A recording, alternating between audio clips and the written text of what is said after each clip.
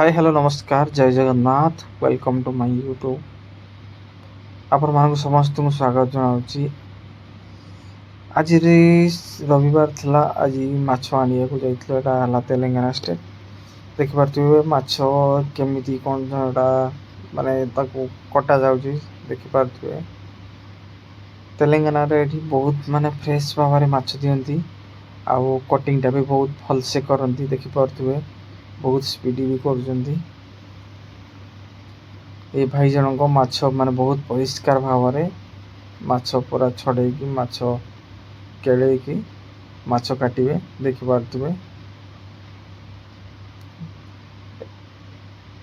माने बहुत सुंदर भाव माने पूरा नीट एंड क्लीन करके आम ओडिशा कोटिंग एठिया कोटिंग बहुत माने फरक अच्छी देखी पारे लांजटा केमी उड़े दीजिए आ गालीटा को केमी काढ़े देखिए भाई ये गोटे टेक्निकाल गाली काढ़ा देखिपे यार पूरा केमी कर देख आम ओडिशा रे पनिकी चले ये किंतु ये माने छुरी चलती जो आम कता कहते कतार चलती पीस भी बहुत सुंदर भाव कटिंग हो देखिपे एमती कटिंग आम ओडिशा हवा बहुत मुस्किल भी करती कहीं किंतु ये तेलंगाना रे एमती ही करती देखिपे बहुत बड़े सुंदर भाव कटिंग करते माने पतला पीस कर कटिंग कर मानिया पड़ो एम कटिंग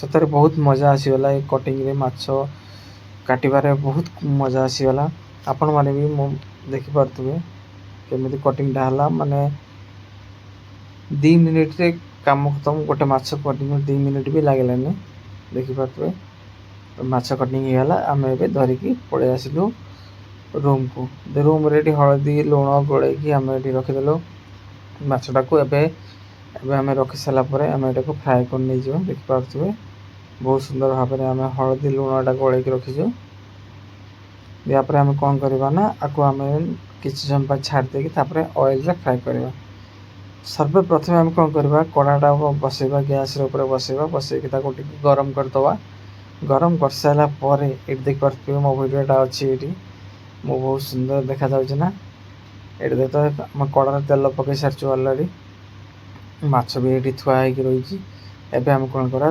कड़ा टी गरम हवा को दबा अलरेडी आम टे गरम हो सारा तेलटा पूरा पाचिक हो सारा एवं आम कौन करा ये माछटा देखिपे ये माछटा आम कड़े पकेबा माछ देखापी देखिपे कड़ाटा टिके पाचि जाऊ पाचिगले आम माछटा पकईदे कड़ाटा जो पाचि आसला एवं आम कौन करवा ना जो माछटा जो हलदी लुण गोला होता से आम पकईदे पकईदे देखिपे ये बहुत सुंदर फ्राए हो जहाँकि एटा कड़ा पाचिक रही माछ भी टिके लगे ना कड़े बहुत सुंदर भाव में भजा होती आम सर्वप्रथम आम 5टी माछ पकईचु 5टी पीस पकईचु 5 पीस भल भाव में फ्राए कर नहीं जावा जहाँ द्वारा माछ भी भांगार नहीं माछ पूरा ताजा रड़क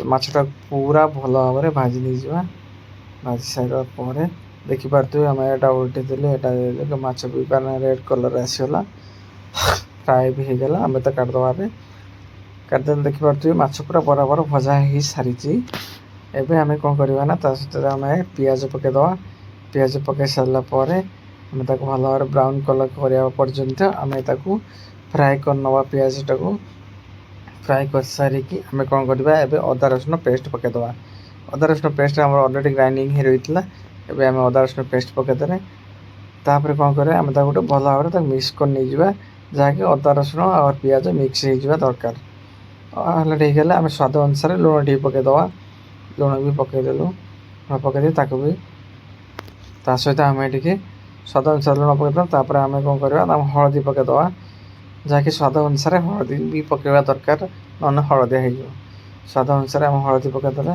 पकईदे आम कौन करवा ना एवं भल भाव में मिक्स कर नवा देखिपे यहाँ मुझे मिक्स कर भल भाव में मिक्स करदेली भी कलर भी हलदी कलर भी आसगला मिक्स होगला एवं देखिपे भी भल भाव मैरिनेट कर सारापर आम कौन करवा ना ये आम किसी ମାଛ ମସଲା ପକାଇଦେବା, ଯାହାକି ଭଲ ସ୍ମେଲ୍ ଆସିବ, ବହୁତ ଟେଷ୍ଟ ବି ଆସିବ। ତା ସହିତ ଏଇଟା ହେଲା ଗରମ ମସଲା ବି ପକାଇଦେବା। ତାକୁ ଭଲ ଭାବରେ ମିକ୍ସ କରି ନେଇଯିବା। ମିକ୍ସ କରିସାରିଲା ପରେ ଏବେ ଆମେ କ'ଣ କରିବା ନା ଲଙ୍କା ପାଉଡ଼ର ପକାଇଦେବା। ଏଇଟା ଦେଖିପାରୁଥିବେ, ଏଇଟା ରେଡ଼୍ ଚିଲି ପାଉଡ଼ର, ଏଇଟାକୁ ପକାଇଦେବା। ଏଇଟା ପକାଇ ଦେଇ ସାରିଲା ପରେ ଆମେ ତାକୁ ଭଲ ଭାବରେ ଫ୍ରାଏ କରି ନେଇଯିବା। ଆମେ ଏବେ ଏଟାକୁ ଫ୍ରାଏ କରି ନେଇଗଲୁ, ଭଲ ଭାବରେ ଫ୍ରାଏ କରିଗଲୁ, କଲର୍ ବି ଆସିଗଲା। ଏବେ କ'ଣ କରିବା ନା ଏବେ ରେଡ଼ି ହେଇଗଲା। ଏବେ ଖାଲି ମାଛ ଛାଡ଼ିବା। ଏବେ ଆମର ମାଛ ତରକାରୀ ରେଡ଼ି। ଦେଖିପାରୁଥିବେ ବହୁତ ଭଲ ଭାବରେ ଏଇଟା ମାଛ ଭଲସେ ହେଉଛି। ହେଲା, ତା ସହିତ ଆମର ପ୍ଲେନ୍ ନାନ୍ ଅଛି। ପ୍ଲେନ୍ ନାନ୍ ସହ ମାଛ ଭଜା ଆଉ ମାଛ ତରକାରୀ।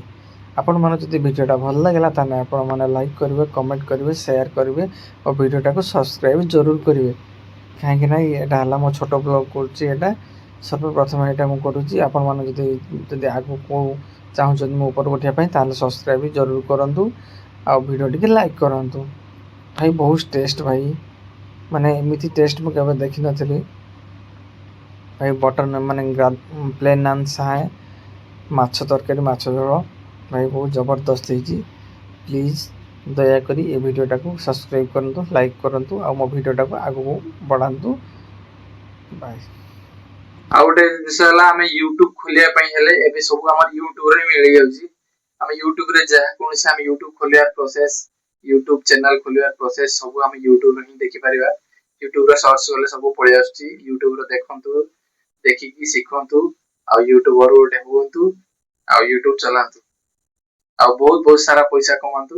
ଏବେ ତ ମୋର ପଇସା ତ ଆସିନି, ଆସିବ କି ନାହିଁ ମୁଁ ଜାଣିନି, କିନ୍ତୁ ମୁଁ ଚେଷ୍ଟା କରି ଚାଲିଛି ଯେ ଆଗକୁ ଭଲ ଭଲ କଣ୍ଟେଣ୍ଟ ଆଣିବା ପାଇଁ ଚେଷ୍ଟା କରୁଛି, ଭଲ ଭଲ ଭିଡ଼ିଓ କରିବା ପାଇଁ ଚେଷ୍ଟା କରୁଛି। ଆଉ ଆପଣମାନେ ବି ସପୋର୍ଟ କରନ୍ତୁ ଆଉ ଭିଡ଼ିଓକୁ ଦେଖନ୍ତୁ। ମୋର ବହୁତ ଆଶା ଅଛି ଯେ ଆପଣମାନେ ସପୋର୍ଟ କରିବେ। ବହୁତ ବହୁତ ଧନ୍ୟବାଦ। ଜୟ ଜଗନ୍ନାଥ, ରହୁଛି।